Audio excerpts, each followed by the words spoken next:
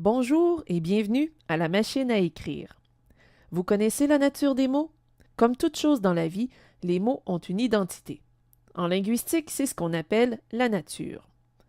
Selon leur nature, les mots se divisent en deux grandes catégories, les mots variables et les mots invariables. Au cours des prochaines minutes, nous allons apprendre à identifier les mots variables. Voici la liste des mots variables.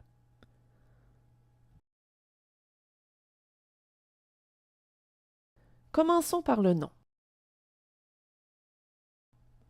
Dans la phrase suivante, identifions les noms communs.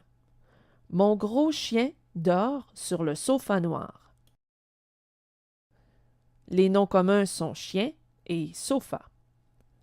Le nom commun se reconnaît facilement grâce au déterminant qui est toujours placé avant le nom.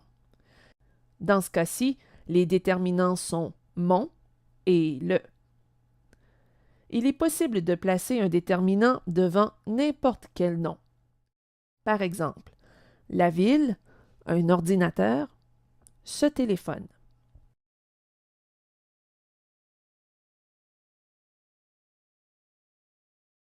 Le déterminant.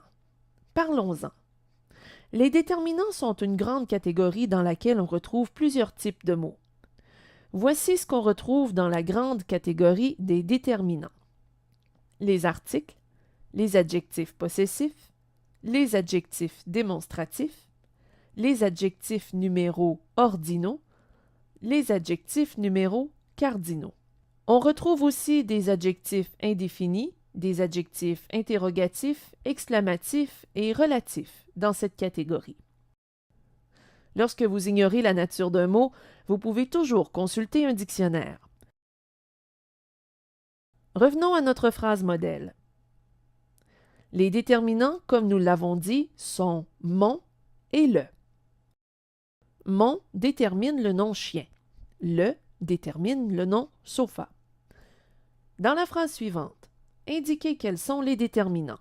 Le directeur de l'école a rencontré des élèves ce matin. Les déterminants sont le, l'apostrophe, des et ce. Remarquez que chacun des déterminants est placé devant le nom.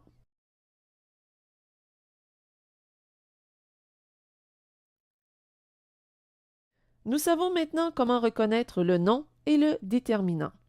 Ajoutons l'adjectif qualificatif. L'adjectif qualificatif est toujours attaché à un nom pour révéler certaines de ses caractéristiques. Jetons un coup d'œil à notre phrase modèle.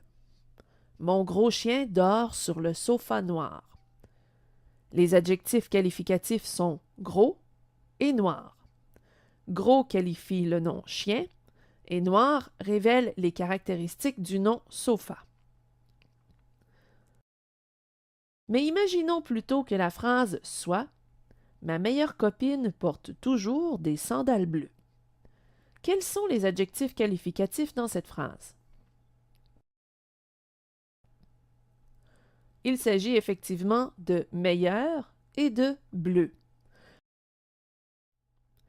Jusqu'à présent, nous avons appris à reconnaître les noms, les déterminants et les adjectifs qualificatifs. Ce sont tous des éléments très importants dans la structure d'une phrase. Mais le moteur de toute phrase, c'est le verbe. Dans la phrase modèle, le verbe est dort. Sans ce verbe, il n'y aurait pas d'action dans la phrase. Si vous avez des doutes sur le nombre de verbes conjugués dans une phrase, posez-vous la question suivante. Que se passe-t-il dans cette phrase? Et justement, posez-vous la question dans la phrase suivante. Les athlètes ont couru 10 km, ont nagé 3000 mètres et ont parcouru 25 km à vélo dans une épreuve de triathlon. Que se passe-t-il dans cette phrase? Selon vous, combien y a-t-il de verbes conjugués?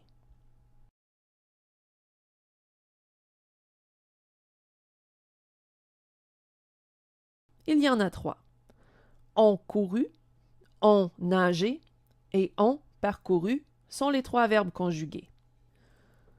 Nous avons vu jusqu'à maintenant le nom, le déterminant, l'adjectif qualificatif et le verbe. On en ajoute un dernier, le pronom. Portons notre attention aux pronoms personnels.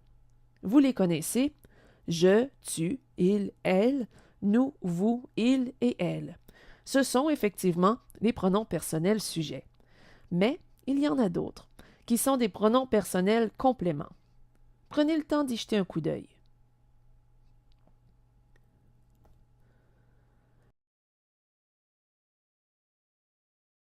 Pour reconnaître le pronom personnel, qu'il soit sujet ou complément, trouvez d'abord le verbe. Par exemple, il dort sur le sofa.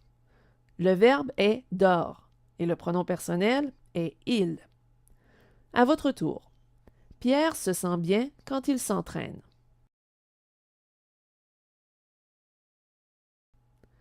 Le pronom personnel dans cette phrase est il. Son rôle, c'est de remplacer le nom Pierre.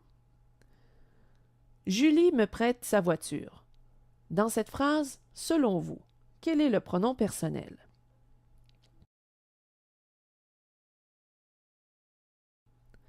Me est un pronom personnel complément, effectivement. Récapitulons. Les mots variables sont les noms, les déterminants, les adjectifs, les verbes et les pronoms.